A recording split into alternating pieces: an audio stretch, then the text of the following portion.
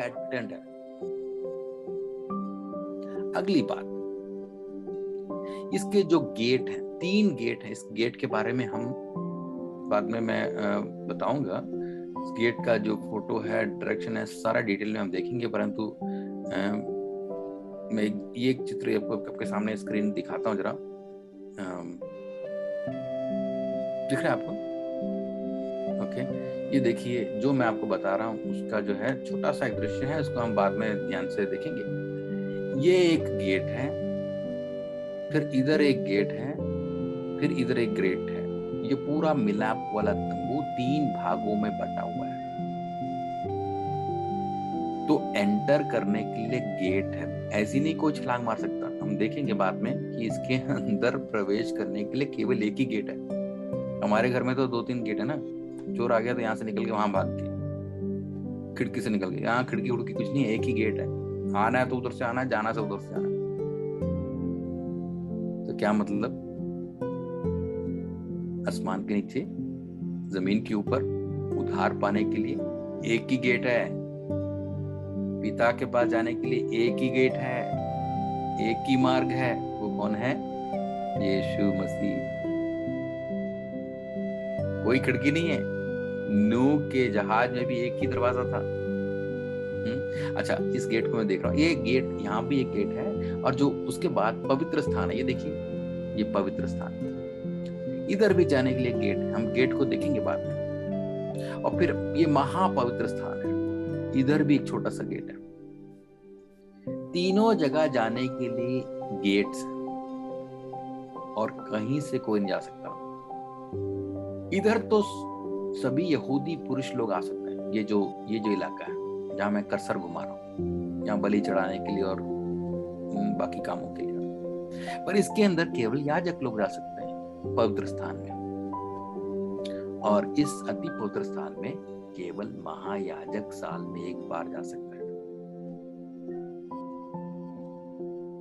ठीक है, अब हम इसको थोड़ा सा डिटेल में देखेंगे, पर मैं बताना चाहता हूँ ये गेट जो है, इस उन दिनों में गेट जो है पिलर का बना होता था। आज भी हम लोग घरों को बनाते हैं, पिलर होता है ना। और ये जो गेट है, इसके 4 पिलर है। बहुत अजीब बात है। प्रभु ने क्या प्रोफेटिकली पहले से बात रखा हुआ है। 4 पिलर, एक गेट के लिए 4 पिलरों में ये गेट बने। गेट जो है कपड़े का बना होता था, कपड़ा जो मोटा कपड़ा होता था, उसके बारे में भी हम देखेंगे, इसकी क्वालिटी के बारे में। कि जो 4 पिलर के ऊपर ये गेट जो है टंगा होता था, अंदर जाने के लिए उठाकर वे अंदर जाते थे। अब ये 4 का क्या मतलब है? ये 4 जो है, 4 सुसमाचार को दिखाता है। मैं आपको एक और फोटो दिखाता हूँ, शायद ये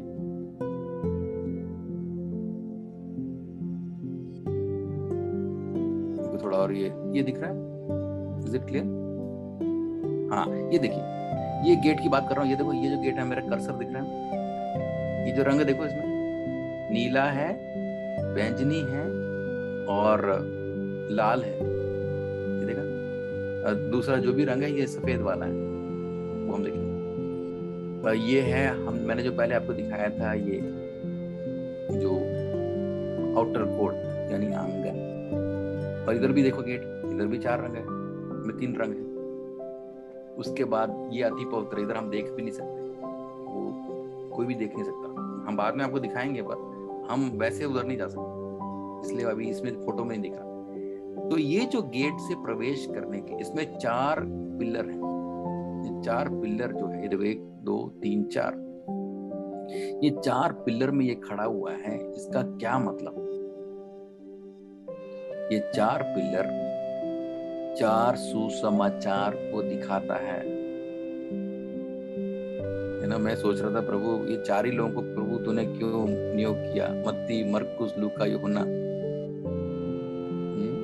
इन्हीं को क्यों, 5वें को क्यों नहीं किया? देखो, इसके पीछे भी मतलब है। चीज तो वही लिखा है, मतलब थोड़ा बहुत आप थियोलॉजी पढ़ते हैं तो समझते हैं, थोड़ा बहुत उनमें डिफरेंस को मैं अभी बताऊंगा।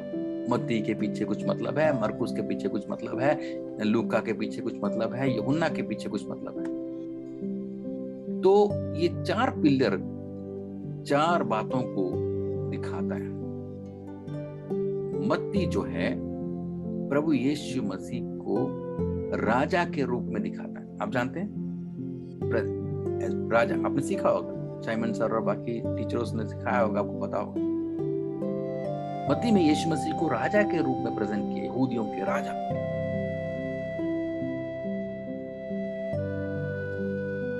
वो है पहला खंबा। दूसरा मरकुस।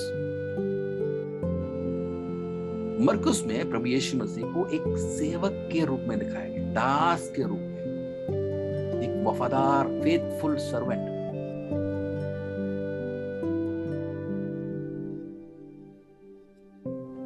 और लूका तीसरा खंबा है।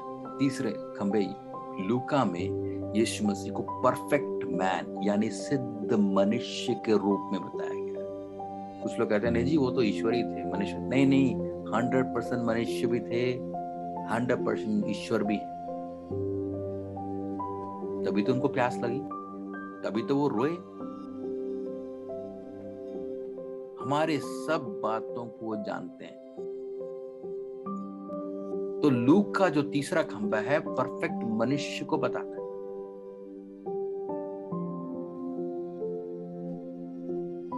मैं जानता हूं कि आप लिख रहे हैं इसलिए मैं स्लो जा रहा हूं। चौथा खंबा यूहन्ना के सुसमाचार। इधर यीशु मसीह को दिव्य रूप में देखते हैं। आदि में वचन था, वचन परमेश्वर के साथ था, वचन परमेश्वर था और वचन देहधारी बन के आया, वो है यीशु मसीह। यूहन्ना 1 अध्याय के 1 से लेकर जब आप पढ़ते हैं तो समझते हैं। तो यीशु मसीह के 4 रूप को हम चारों सुसमाचार में देखते हैं। कौन कौन सा? राजा के रूप में, दास के रूप में, पूर्ण मनुष्य के रूप में और दैविक व्यक्ति के रूप में, दिव्य रूप। अब आपको मैं बताऊं, बाइबल को सीखना है, यीशु मसीह के बारे में जानना है तो पहले आपको सुसमाचार से होकर जाना पड़ेगा, उसके बाद ही पतयों को सीखो। कुछ लोग डायरेक्ट प्रकाशित वाक्य में चले जाते हैं, ना कुछ समझ नहीं आएगा। स्टार्ट मत्ती मरकुस लूका से स्टार्ट करो। ये गेट है, गेट। यीशु को हम दिव्य के रूप में, यीशु को हम राजा के रूप में, यीशु को हम दास के रूप में, यीशु को हम मनुष्य के रूप में देख कर फिर आप प्रेरितों में जाओ, फिर आप रोमियो में जाओ, फिर आप कुरिन्थियों में जाओ, तब जाके समझ आएगा। गेट देखो, गेट के बाहर से जो भी आता है कौन होता है? चोर होता है। यीशु मसीह ने कहा ना, मैं द्वार हूं, जो भी अंदर इस द्वार से आता है वो मेरे लोग हैं, जो द्वार से नहीं आता वो चोर है। यानी वचन के आधार पर ही हमें आगे बढ़ना है, यीशु मसीह के रूप को देखकर ही आगे बढ़ना है। मैं समय कम है इसलिए भाग रहा हूं आगे। समझ गए आप लोग? ये 4 देखो, गेट के अंदर, गेट के बारे में सीखते वक्त भी यीशु मसीह को देखते हैं। कितनी अच्छी बात है। अब हम आगे बढ़ेंगे।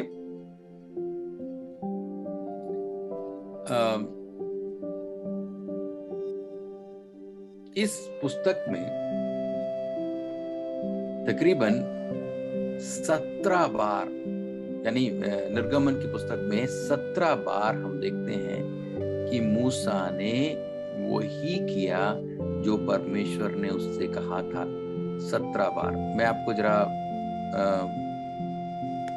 वाक्य में आपके इधर डाल देता हूँ आपके चैट बॉक्स में, तो आपको समझ आ जाएगा मैं क्या बोल रहा हूँ। अगर कोई रेफरेंस लिखना चाहते हैं तो यहाँ पर है, ये जाना देता हूँ। 1-2 आयत पढ़ ले तो अच्छा रहेगा ना जरा। 17 निर्गमन 39 के 1 पढ़ो। फिर उन्होंने नीले, बैंगनी और लाल रंग के काढ़े हुए कपड़े पवित्र स्थान की सेवा के लिए और हारून के लिए भी पवित्र वस्त्र बनाए, जिस प्रकार यहोवा ने मूसा को आज्ञा दी थी। देखो, अब मैंने जो रेफरेंस यहाँ दिखा है चैट बॉक्स में डाला, उसको सब नोट कर लेना। 17 बार लिखा हुआ है जैसे प्रभु ने बोला। ये कपड़ा, ये रंग, ये तंबू, ये मेटल, ये लेंथ, ये ब्रेड। टाइम नहीं है पढ़ने के लिए तो पर आप इसको घर में जाके पढ़ लेना। और 7 बार ये लिखा है कि मूसा ने वही तंबू बनाया जैसे प्रभु ने उसको पहाड़ पे दिखाया था। एक आयत पढ़ लीजिए, क्योंकि सारा पढ़ने का टाइम नहीं, एक पढ़ लीजिए। वो निर्गमन 25:9 पढ़ लीजिए।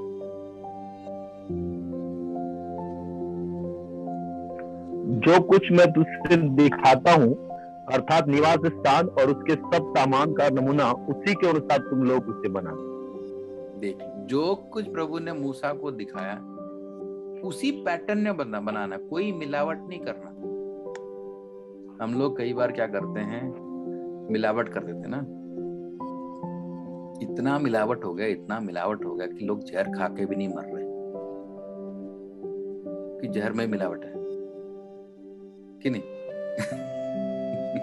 कुछ लोग ऐसे बोलते थे मैं पीने जा रहा हूँ, मरने जा रहा हूँ, और पी लेते हैं, बाद में हट्टे कट्टे रहते हैं, कोई प्रॉब्लम नहीं होता। चूहे को मारने के लिए हम क्या दवाई डालते हैं, चूहा मरता ही नहीं। मिलावट है, सब चीजें मिलावट है। नोट में मिलावट है, खाने में मिलावट है। अभी तो फास्ट फूड में इतना मिलावट हो गया कि आप पता नहीं, जो पतले दुबले लोग हैं वो इतने मोटे तगड़े हो रहे हैं, खास करके कोविड टाइम।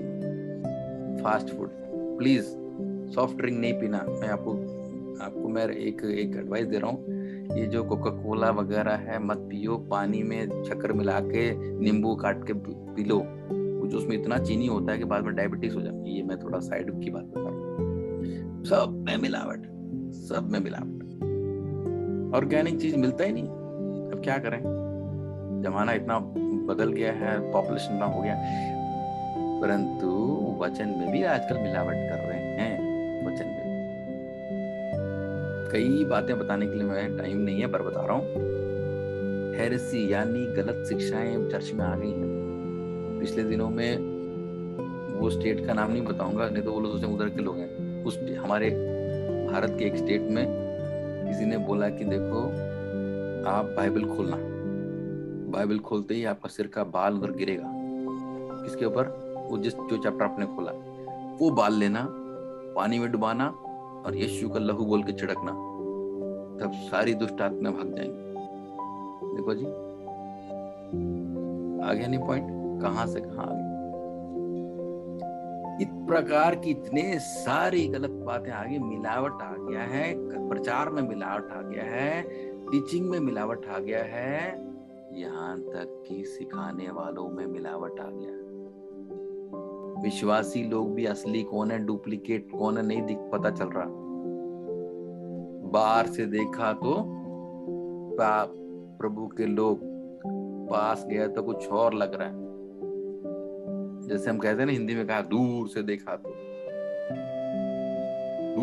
तो अंडे उबल रहे थे, पास जाके देखा तो गंजे उछल रहे थे। ये थोड़ा आपको हंसने के लिए बता रहा हूँ, ताकि आप थोड़ा सोन आ जाए, इसलिए बता रहा हूँ।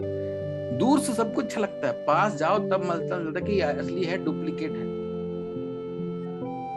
इसीलिए प्रभु ने इधर 7 बार बोला, 17 बार बोला, भैया मूसा, मैं जानता हूं तो बहुत इंटेलिजेंट है, तूने मूसा सारे मिस्र का ज्ञान सीख लिया, पर वो ज्ञान मत लगाना वहां पर। जो मैंने पहाड़ के ऊपर दिया ना 40 दिन, वही लेंथ, वही ब्रेथ, वही रंग, क्योंकि इसके पीछे एक मतलब है। 4 पिलर मतलब 4 पिलर, 5 मत लगा रहे। आज कलीसिया बर्बाद इसलिए हो रही है कि 4 के बजाय 5 लगा रहे हैं। लाल की जगह में कोई और रंग लगा रहे। मैं रंग लगाने की बात नहीं कर रहा, मतलब हमारे जीवनों में वचन में मिलावट नहीं होना चाहिए। पौलुस की भाषा में बोला है तो राइटली डिवाइड द वर्ड, वचन को सही तरह उसका इंटरप्रिटेशन करना है। ठीक है, तो ये बात आप समझ लेना कि कितना इंपॉर्टेंट था कि मूसा को ये बातों का ध्यान रखना। अभी मैं आगे बढ़ना चाहूंगा और भी हम लोग आगे देखेंगे कि परमेश्वर ने अगला जो विषय है उसकी ओर मैं आना चाहता हूँ। 1 मिनट।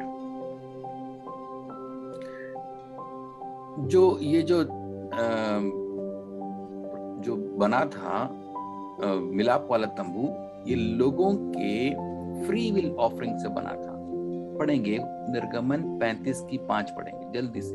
निर्गमन 35 की 5, 35:5, एक्सोडस 35:5। तुम्हारे पास से यहोवा के लिए भेंट ली जाए, अर्थात जितने अपनी इच्छा से देना चाहें वे यहोवा की भेंट करके ये वस्तुएं ले आएं, अर्थात सोना, चांदी, पीतल।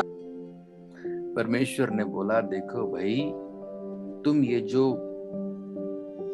मिलाप वाला तंबू बना रहे हो, इसके लिए जो भी खर्चा आएगा तुम्हारे बीच में इससे लेना, जबरदस्ती मत लेना, फ्री विल ऑफरिंग, दिल से देना। जबरदस्ती लेंगे तो कुड़कुड़ा के बोले हाँ देना पड़ रहा है जी, टाइम भी देना पड़ रहा है, 8 बजे पास्टर जॉन वर्गीस ने बोला आना पड़ रहा है।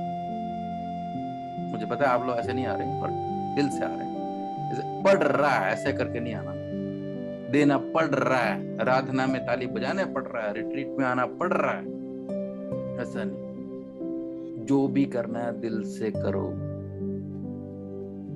दिल से करोगे तो हमारे गोल्ड ओलंपिक में गोल्ड मेडल मिला ना, जिसको पूरी दुनिया कह रही है हाँ हमारे भारत के उसने जैवलिन में गोल्ड मेडल मिला पाया, स्वर्ग में जाके भी हमें प्रभु गोल्ड मेडल देगा।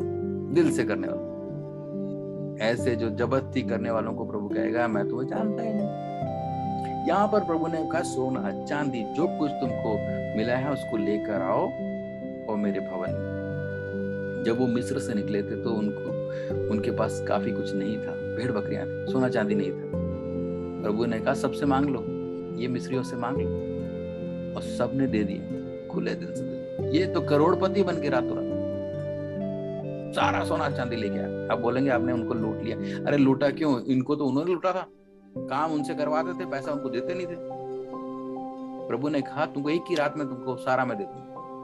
और अब प्रभु कह रहा अब तुम्हारी बारी है देने की, कितने लोग दोगे।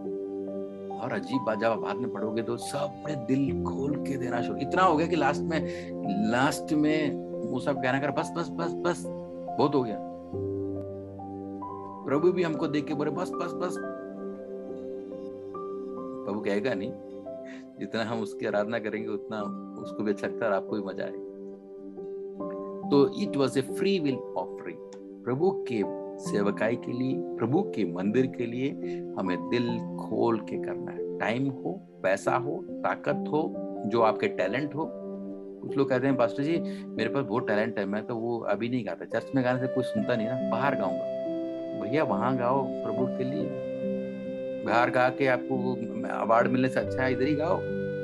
ताकत, जान, कीबोर्ड, गिटार, तबला, जो कुछ मिला, कुछ नहीं है तो ताली तो बजा लो, ताली तो बजा दो, वो भी इतना अच्छा बाजा है, मतलब दिल से बजाओ। कुछ लोगों की ताली को देख के ऐसा लगता है अभी प्रभु को आने में 2000 साल हैं। मच्छरों का कॉन्फ्रेंस चल रहा था, मच्छरों ने कहा देखो भाई पहले एक जमाना था जब मसीह विश्वासियों के मीटिंग में जाओ तो कोई बच कर नहीं आएगा।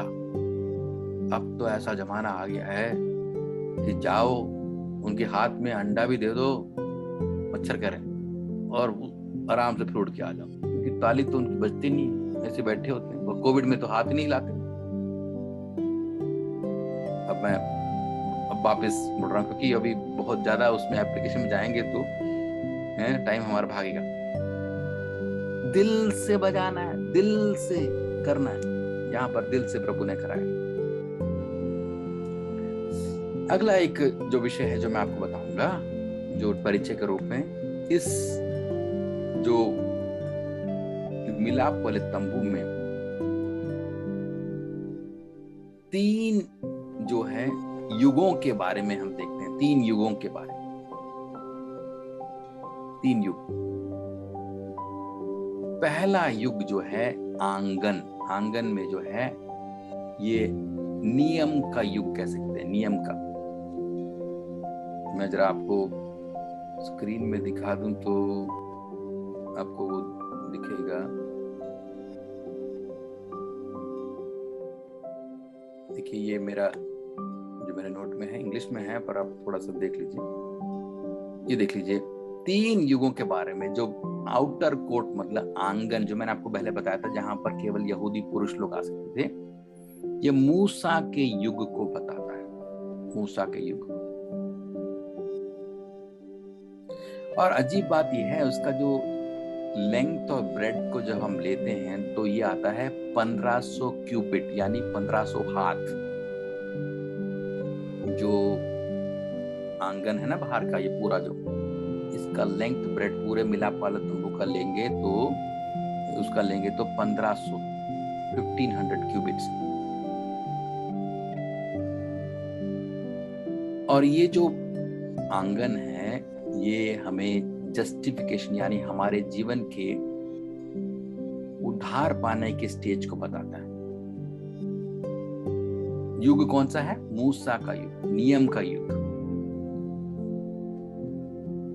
और उसके बाद मैंने आपको बताया जो पवित्र स्थान है, छोटा सा एक पवित्र स्थान मैंने बताया, और उसकी लंबाई चौड़ाई को देखने से जो गेट का जो वहां का जो लेंथ ब्रेड्थ है वो है 2000 हाथ। और ये कलीसिया का युग को बताता है, यानी अनुग्रह का युग। मूसा के युग के बाद अनुग्रह का युग आता है। देख लो, मैं आपको फोटो बताऊंगा अभी थोड़ी देर।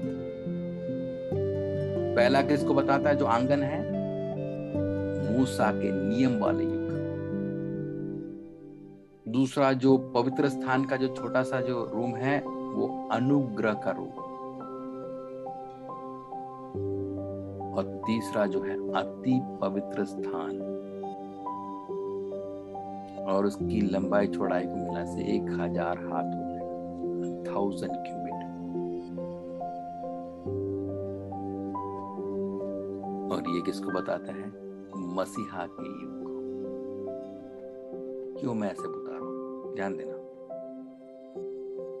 देखो, ये जो नंबर है इसमें भी कुछ मतलब है।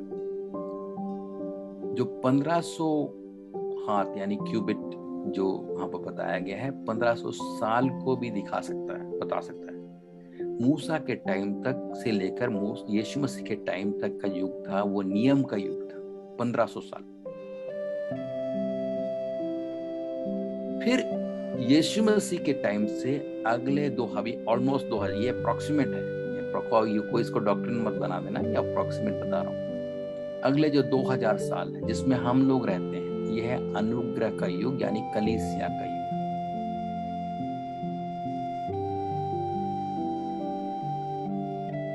और कलीसिया के युग खत्म होते ही यीशु मसीह आएंगी और चले जाएंगी, और तीसरा युग शुरू होगा, मसीहा का युग। मसीहा का युग वो कितने साल का होगा? 1000 साल का। हम और आप एक साथ यीशु मसीह के साथ हम इस दुनिया का शासन करेंगे।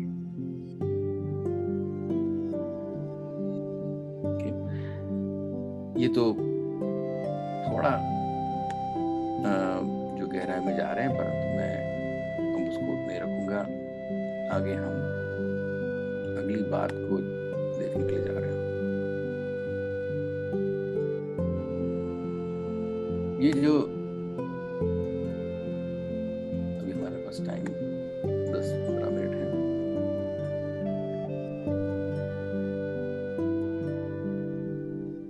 जो मिलाप वाला तंबू था वो इजरायली लोगों के मध्य में था, सेंटर में था। मैं जरा आपको चित्र बताता हूँ।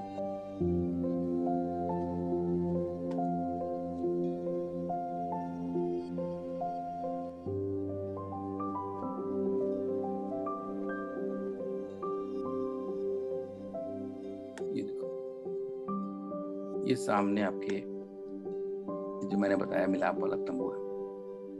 ये मिलाप वाले तंबू के जो 4 दिशा हैं, ये है दक्षिण, उत्तर, ये है उत्तर, ये आपका आ गया, या इंग्लिश में बोलेंगे वेस्ट या पश्चिम, पूर्व, दक्षिण और ये उत्तर। ये चारों तरफ देखो तंबू गड़े। ये शिमयोन का है, रूबेन का है, गाद का है। इस प्रकार 12 गोत्रों के तंबू गड़े हुए हैं। यानी एक एक गोत्र में हजारों लोग थे। प्रभु ने कहा तुम्हें अपना तंबू इसी प्रकार गाड़ना है, 3 एक दिशा में, अगला 3 दूसरी दिशा में, तीसरा इस दिशा में और चौथा इस, और सबसे आगे मूसा और हारून का होना चाहिए। ये देखो ये गेट है, ये मूसा और हारून, और ये है मिलाप वाला तंबू। क्या मतलब है इसका? इसका मतलब ये है परमेश्वर ये बताना चाहते हैं कि मैं रहूंगा तो तुम्हारे बीच में रहूंगा, साइड में नहीं, बिल्कुल सेंटर में, और मेरे लोगों के चारों ओर, मेरे लोग मेरे चारों ओर रहेंगे। तो हमारे जीवन में भी परमेश्वर चाहता है कि वो रहना चाहता है तो बिल्कुल सेंटर में रहना चाहता है।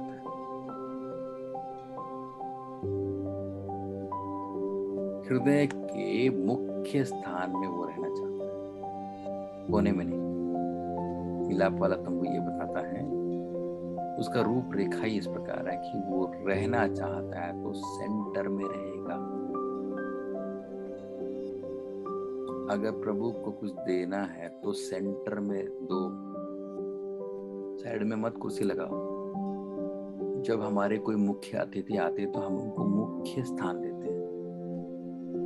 प्रभु कहता है मुझे बैठना है तो मुख्य कुर्सी चाहिए, नहीं तो नहीं चाहिए।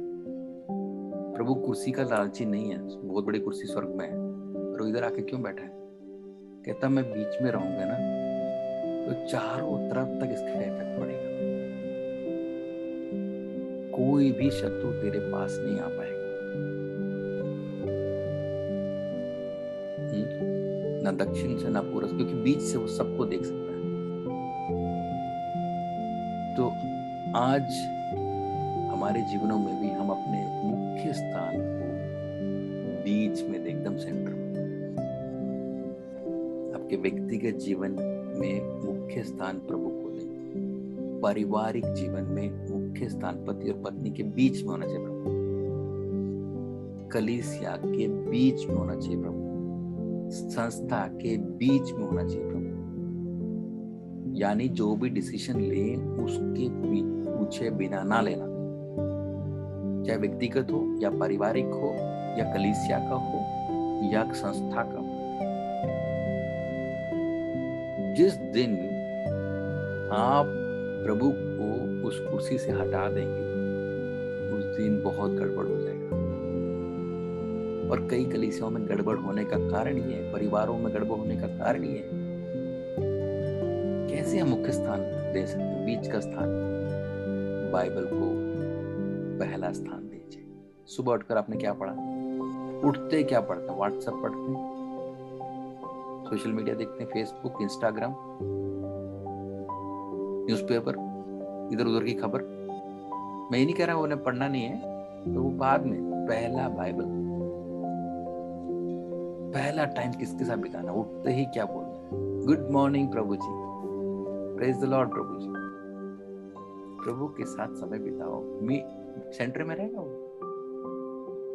कई लोग सेंटर में कब रखते हैं? संडे के दिन, बाकी दिन में साइड में। इसी कारण से गड़बड़ हो रही। मैं आपको बताना चाहता हूं कि प्रभु कुर्सी का लालची नहीं है, प्रभु आराधना का लालची नहीं है। अगर हम उसकी आराधना करेंगे तो फायदा हमें होगा, उसको नहीं, क्योंकि हम एनर्जी प्रभु से पाते हैं, आज चंगाई प्रभु से पाते हैं ना। आप ना करें तो करोड़ों स्वर्गदूत बैठे हुए हैं आराधना करने के लिए, वो थोड़ा कि पीछे पड़ा आ जाओ जी ना, करेंगे तो मुझे फायदा। इसलिए मैं आपसे बोलना चाहता हूँ, चाहे सेवकाई में हो या आपके साधारण जब भी आप जो भी काम करते हो उसमें हो, हर एक क्षेत्र में let God be the centre.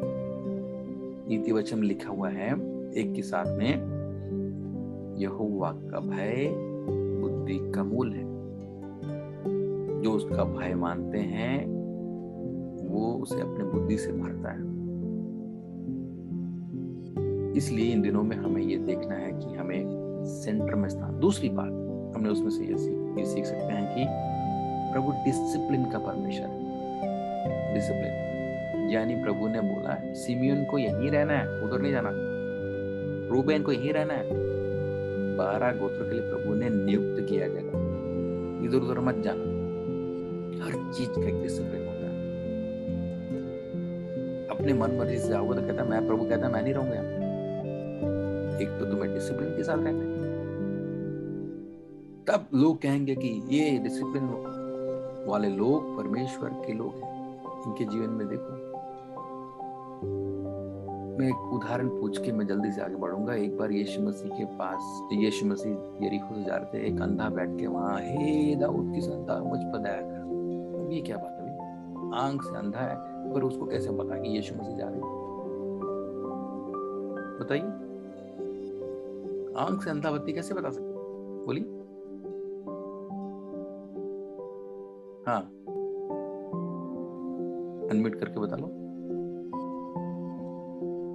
कुछ लोग कोशिश कर रहे हैं अनम्यूट करने की। हाँ, अरुण। प्रभु यीशु मसीह जा रहे हैं तो उस रास्ते से होकर जा रहे हैं, किसी ने बोला ना? जी हाँ।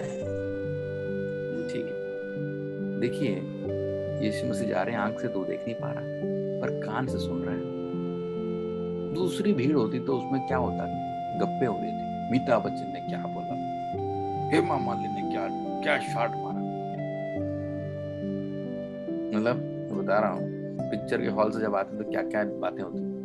आजकल तो और हाई फाई हो गई है। मैं तो पुरानी बात कर रहा, 1947 की। इतनी सारी बातें हमारे मुंह से निकलती हैं तो अंधा व्यक्ति क्या समझेगा? पर ये भीड़ में क्या आ रही है? ये भीड़ में ये आवाज आ रही है, प्रभु ने वो जक्कई को बदल दिया, प्रभु ने उस बीमार को चंगा कर दिया, यही बात हो रही है। और बीच में कोई कर हालेलुया, प्रेज द लॉर्ड। आजकल की कुछ मीटिंग में तो प्रेज द लॉर्ड तो गायब भी हो गई।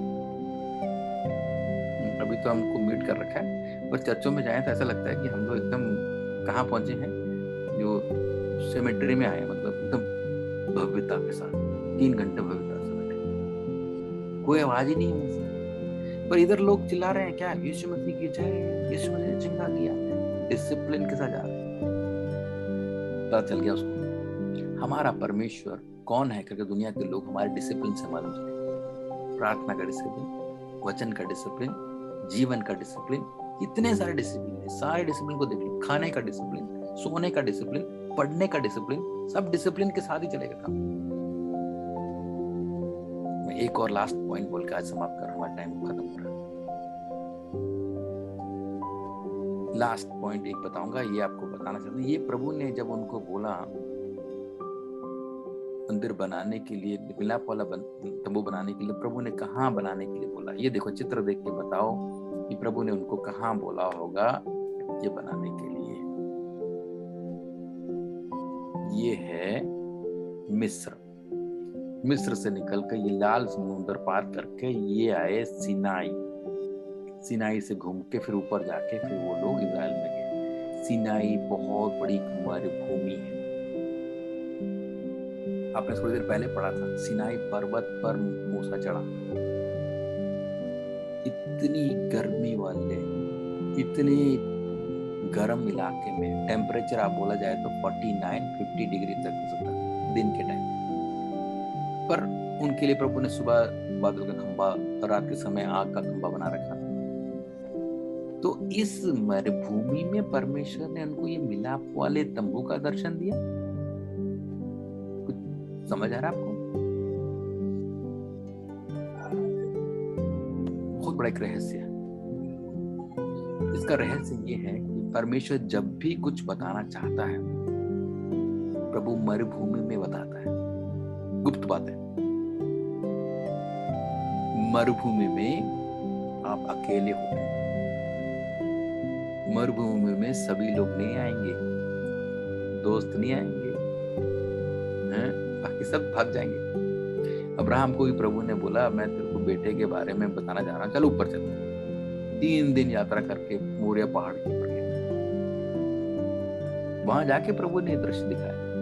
क्या दिखाया? मेढ़ा दिया, मेढ़ा। बड़ा अद्भुत काम दिखाया। अद्भुत काम देखना है तो दूर जाना पड़ेगा, पहाड़ में चढ़ना पड़ेगा। मरुभूमि में जाना पड़ेगा। अब देखो यूहन्ना बेचारा पतमोस में ले गया, 95 तक, कुछ लोग कहते हैं 94 या 95 साल की उम्र थी यूहन्ना की। इतने बुढ़े में प्रभु क्यों पतमस में ले गया? पतमस टापू में तो कोई भी नहीं है, मतलब वीरान जगह है। उस इलाके में प्रभु ले जाकर प्रभु यूहन्ना को क्या दिखा रहा है? ओ बड़ा प्रकाशित वाक्य। प्रभु ने उसको दिखा दिया, जो मरा था आज जीवित हूं, मैं जो था, जो हूं, जो आने वाला तेरे सामने। इतना बड़ा प्रकाशन जब यूहन्ना ने देखा तो वहां लिखा है यूहन्ना मरे जैसे गिर पड़ा, मरे व्यक्ति की तरह। अरे यूहन्ना, तू तो यीशु के कंधे पे सिर रख के सोता था, तेरे को क्यों डर लग रहा है? तू तो यीशु मसीह का जिगरी चेला था, अब तुझे क्यों डर लग रहा है? भैया उस समय तो मैंने यीशु मसीह को मैंने लटकते हुए देखा था, कमजोर सा देखा था, अभी तो असली पर्सनालिटी सामने आ गई। पढ़ लेना घर में जाके प्रकाशित वाक्य 1:12 से लेकर पढ़ लेना। ऐसी पर्सनालिटी तो देख के तो मेरे तो हवा उड़ गई, मेरी जमीन पीछे से जमीन खिसक गई। ऐसा प्रभु था मेरा, इस प्रभु की सेवा कर, हाँ इस प्रभु की सेवा कर रहा है। कहां पर आके मिलेंगे इस प्रकाशन? पतमस में। प्रभु के लोगों में समाप्त कर रहा हूं, प्रभु के दास दासी लोगों में बताना चाहता हूं, आपके जीवन में भी प्रभु एक मिलाप वाले तंबू के दर्शन को दिखाना चाहता है। वो कहां दिखाएगा? मरुभूमि में। ये कोविड का सीजन एक मरुभूमि है, लॉकडाउन का सीजन एक मरुभूमि है, आर्थिक तंगी के समय में एक मरुभूमि है, जब कलीसियाओं में विश्वासी नहीं आ रहे एक मरुभूमि का समय है, जब आपको आगे कुछ नहीं दिखाई दे रहा, कोई सभी जब बंजर दिखाई दे रहे हैं, ये भी एक मरुभूमि है। इसको देख के निराश मत होना। मैं भविष्यवाणी के रूप में कह रहा हूँ मेरे अजीज भाइयों बहनों, प्रभु के दास दासियों, प्रभु आपको एक मिलाप वाले तंबू का अनुभव देने जा रहा है, कुछ प्रकाशन देने जा रहा है, जो मूसा को वो ससुर के घर में नहीं मिला, जो मूसा को महल में नहीं मिला, इसी मूसा को प्रभु ने सिनाई पर्वत पे उस गर्मी के वीरान जगह में प्रभु ने दिया है। तो आज आपको और मुझको भी कुछ विशेष अनुभव प्रभु देने जा रहा है। प्रभु कहता है इसी मरुभूमि में अपने तंबू को लगाऊंगा, मेरे उस महिमा को मैं प्रकट करूंगा आपके परिवार में, आपके घर में, आपके कलीसिया में, आपकी सेवकाई में। एक मिलाप वाले तंबू का अनुभव प्रभु देकर कहता है मैं ही राजा, मैं ही दिव्य हूँ, मैं ही द्वार हूँ, मैं ही ने तुम्हारे लिए बलिदान चढ़ाया है, मेरे द्वारा तुम अंदर प्रवेश करो तो अंदर तुझे मैं गहरी और गुप्त बातें बताऊंगा जो तूने कभी देखा नहीं। ये मेरे भाइयों बहनों अजीज आदरणीय पासवान लोगों, ये साधारण रीति में नहीं लेना, इससे हमें ये समझना है कि प्रभु हमें गहराई में ले जाना चाह रहा है। यिर्मयाह 33:3 में लिखा है मुझसे मांग मैं तुझे बड़ी बड़ी गुप्त बातें बताऊंगा। कब मालूम? जब यिर्मयाह वो अंधेरी कोठरी में डाला गया, पढ़ लेना उधर, अंधेरी कोठरी बेचारा अकेला, तब प्रभु ने प्रकाशन दिया। आज आपको और मुझको प्रभु प्रकाशन देने जा रहा है। ये आने वाले हफ्ते में आप देखिए कि प्रभु कुछ अनुभवों से लेके जाएगा। हम आगे भी इसके बारे में गहराई पढ़ेंगे, ये मेरा परिचय था इसके बारे में। तो प्रभु हम सबको आशीष देने जा रहा है। 1 मिनट अब मेरे को बताया गया कि प्रार्थना करके समाप्त कर देना, इसलिए मैं चाहता हूँ कि आप 1 मिनट अपनी आंखों को बंद कर लें और प्रार्थना करना शुरू करें अपने जीवन में।